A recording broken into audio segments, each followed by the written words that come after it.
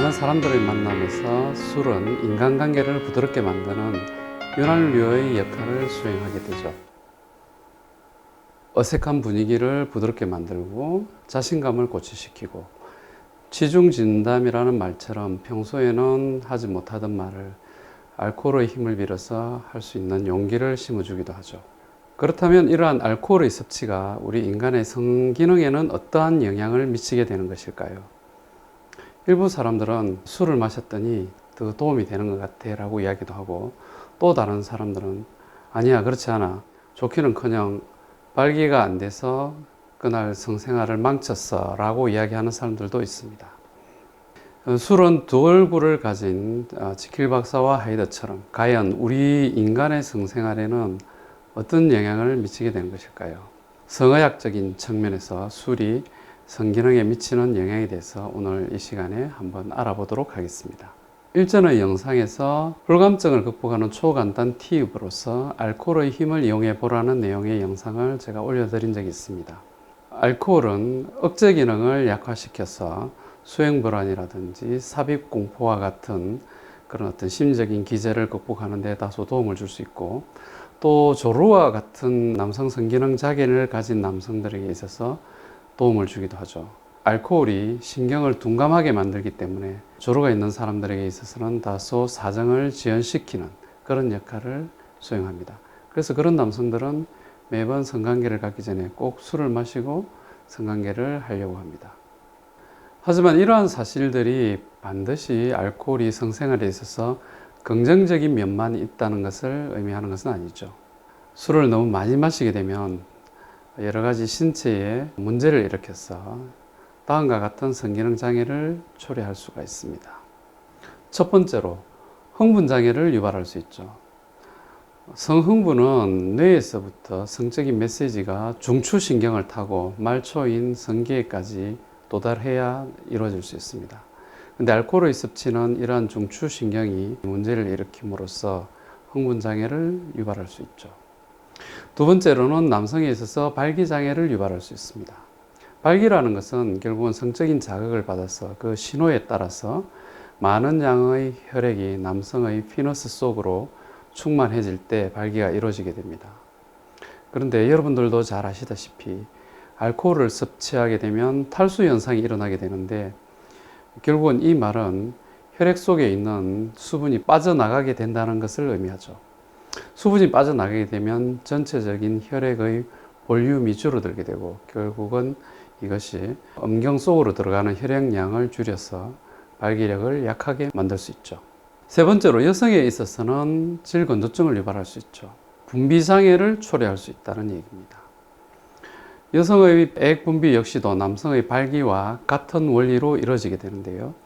성적인 자극을 받아서 말초의 혈관이 팽창하게 되고, 이에 따라서 많은 양의 혈액이 질 주변, 질 점막 아래쪽 이런 부위로 혈액이 흘러 들어가서 혈관의 충혈이 이루어지게 되고, 이에 따라서 2차적으로 윤활액이 분비되게 되는데, 만약 알코올을 섭취해서 탈수가 이루어지게 되면 혈액량이 줄어들기 때문에 역시 분비장애를 초래할 수 있습니다.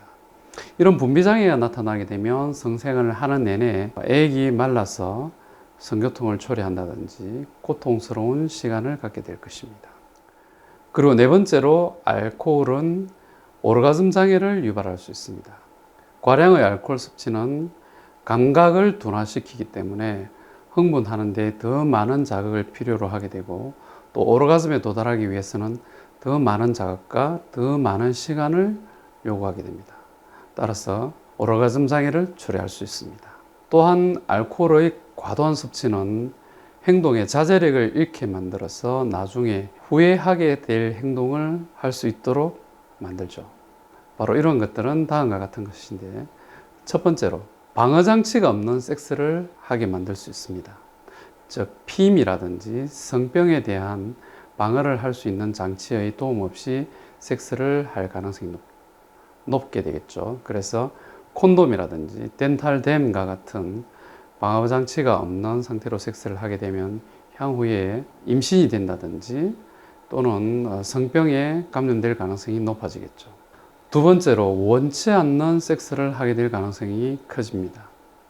맨정신일 때는 동의하지 않은 섹스를 하게 될 가능성이 희박하지만 알코올이 들어가서 자제력을 잃게 되면 성폭행과 같은 동의하지 않은 섹스를 하게 될 가능성이 커지게 됩니다. 세 번째로 잘 알지 못하는 상대 혹은 엮이고 싶지 않은 파트너와 섹스를 하게 될 가능성이 커지게 됩니다.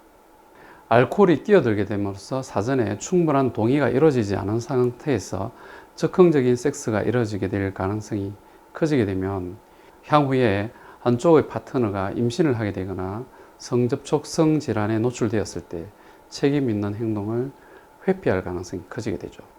장기적으로는 과량의 알코올 섭취나 그리고 오랜 시간 알코올 섭취를 하게 되면 간 기능을 손상시킬 뿐만 아니라 심혈관계 질환을 일으켜서 성기능에 문제를 일으키고 결국은 여러분의 인생을 망치는 쪽으로 작용하게 될 가능성이 커지게 될 것입니다.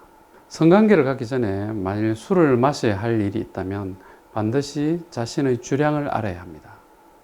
그리고 술이 만약 얼큰하게 취한다는 느낌이 있다면 즉시 알코올 섭취를 중단하고 물을 마신다든지 커피를 마시는 것이 좋습니다. 만약 술을 마신 이후에 성관계를 계획하고 있다면 자신의 주량 이하로만 마시는 게 좋고 자제력을 잃지 않을 정도로 마시는 게 좋습니다. 약간 기분이 들뜨는 정도로 마시는 게 딱이죠. 만약에 몸을 가누기 힘들 정도로 술을 마셨다면 자신을 안전하게 집으로 데려다 줄 수 있는 사람에게 도움을 요청하는 것이 좋습니다. 과도한 알코올 섭취는 성기능에 장애를 초래할 뿐만 아니라 장기적으로 보면 여러분의 삶을 망치는 결과를 초래할 수 있습니다.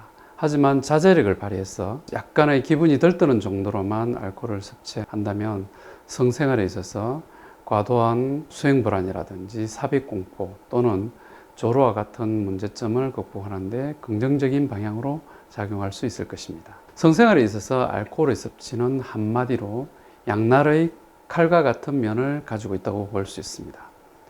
알코올이 가진 긍정적인 효과를 잘 활용한다면 우리 성생활에 굉장히 도움이 되는 방향으로 작용할 수 있지만 만약 자제력을 잃고 과도하게 섭취한다든지 또는 장기적으로 섭취하게 되면 우리의 건강뿐만 아니라 성생활에 치명적인 결과를 초래할 수 있다는 것입니다. 오늘 제 얘기가 여러분의 성생활에 도움이 되셨나요? 과유불급이란 말처럼 넘치지 않게, 과하지 않게 술이 주는 긍정적인 효과를 여러분들의 성생활에 잘 활용해 보시기 바랍니다. 감사합니다.